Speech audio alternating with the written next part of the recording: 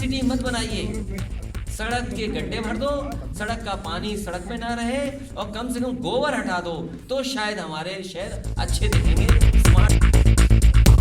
नहीं, मैंने तो खबर ये पढ़ी है कि किसी गाय ने या सांड ने टक्कर दे दी भारतीय जनता पार्टी के सांसद को, वो एडमिट है अस्पताल। जी हैं या अखबारों में आनी है कि बच्चे हाथ जोड़ करके सरकार से मांग कर रहे थे कि हमें नौकरी दे दो। लेकिन उत्तर प्रदेश की भारतीय जनता पार्टी की सरकार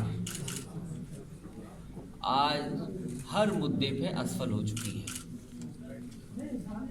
किसान के कर्ज माफी को लेकर के किसानों को धोखा मिला, छात्र नौजवानों को नौकरी का भरोसा दिलाया गया। सरकार बनते ही ये कहा गया कि लाखों नौकरियां अभी हैं जो जल्दी से जल्दी नौजवानों को मिल जाएंगी। व्यापारी बर्बाद हो गया जीएसटी और नोटबंदी से। नोटबंदी का भी अब परिणाम दिखाई देने लगा है। तमाम रिपोर्टें अब आ चुकी हैं जिसमें ये लिखा है और लोग मान गए हैं, स्वीकार कर लिया है कि नोटबंदी के माध्यम से भी पूरी अर्थव्यवस्था को धोखा दिया। पार्टी इस बात को कहेगी चीन सरकार से कि मानसरोवर कम से कम हमें दे दो। सवाल ये बड़ा है कि किसने क्या खाना खाया है, किसने कौन से कपड़े पहने हैं, कौन क्या पूजा करता है, कौन कैसे चलता है, कौन घर में रहता है कि नहीं रहता है। ये सवाल नहीं है किसके घर में क्या है, इनके घर में ये है, उनके घर में वो है। उससे ऊपर उठिए, देश कैसे बनेगा इसके बारे में सोचिए। आपके 40,000 से ज़्यादा उद्योगपति भारत छोड़ गए, इसका जवाब कौन देगा?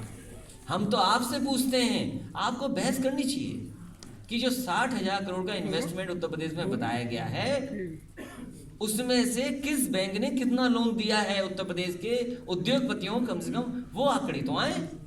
और फिर स्मार्ट सिटी मत बनाइए, सड़क के गड्ढे भर दो, सड़क का पानी सड़क में ना रहे, और कम से कम गोबर हटा दो, तो शायद हमारे शहर अच्छे दिखेंगे। स्मार्ट सिटी मत बनाइए, केवल गोबर हटा दो सड़कों से।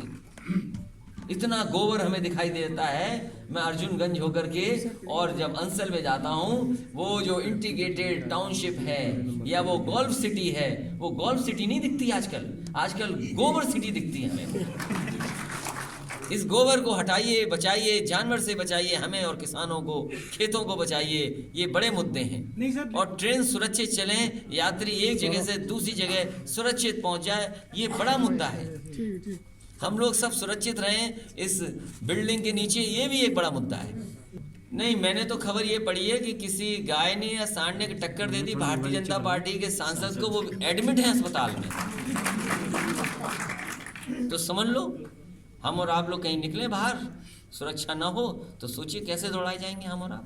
मैं चाहता हूँ अगली बार आप आओ तो मेरे घर पे चाइनीज़ खाना खाना उस होटल में, अगर होटल का नक्शा पास हो गया हो, अगर वो बन गया हो, उसी तरीके से है जैसे गड्ढे को स्विमिंग पूल बना दिया।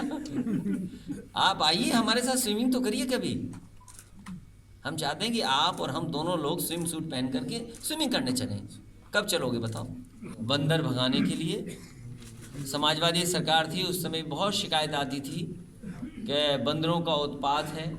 टूरिस्ट जो आते हैं, जो पूजा करने आते हैं या वहाँ आसपास लोग हैं, उनके सामान छीन लेते हैं, उनकी व्यवस्था को ख़राब करते हैं। तो उस समय कई करोड़ रुपए का टेंडर किया गया था केवल बंदर पकड़ने का।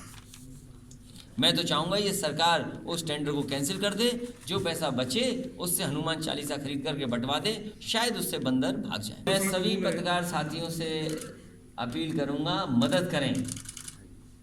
आप एक ताकतवर पिलर हैं लोकतंत्र की, कम से कम उत्तर प्रदेश को और जनता को बचाइए।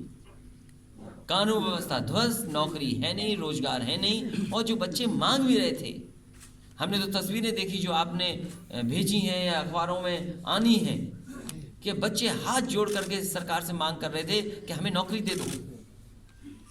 लेकिन सरकार सुनने वाली नहीं है।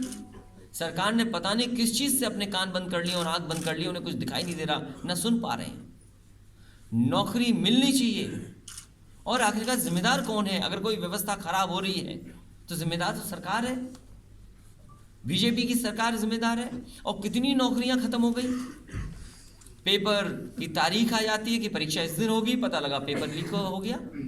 और केवल एक का नहीं हो रहा है, अगर आप जब से 17 महीने से सरकार बनी है आप देखेंगे एक एक नौकरी निकली, परीक्षा आई, क्योंकि पेपर लीक हो गया। आखिरकार ये पेपर लीक कौन कर रहा है? शायद भारतीय जनता पार्टी की सरकार बताएगी आखिरकार पेपर लीक कौन कर रहा है। और मुझे तो ये लगता है कि नौकरी देना नहीं चाहते हैं, बहाना कर करके पेपर लीक का ये सभी परीक्षाओं को एक के बाद एक निरस्त कर रहे हैं। और जिन बच्चों को अगर परीक्षा के बाद नौकरी मिल भी गई, मान लीजिए पुलिस भर्ती में बच्चों को नौकरी मिल गई, खुशियां मना ली, घर परिवार के लोगों ने बधाई दे दी, लेकिन दूसरे वक्त पता लगा कि 1400 लोग उस नौकरी से निकाल दिए गए, उन्हें शामिल नहीं किया गया। ये कौन दे रहा है? आखिरकार धोखा कौन दे रहा है?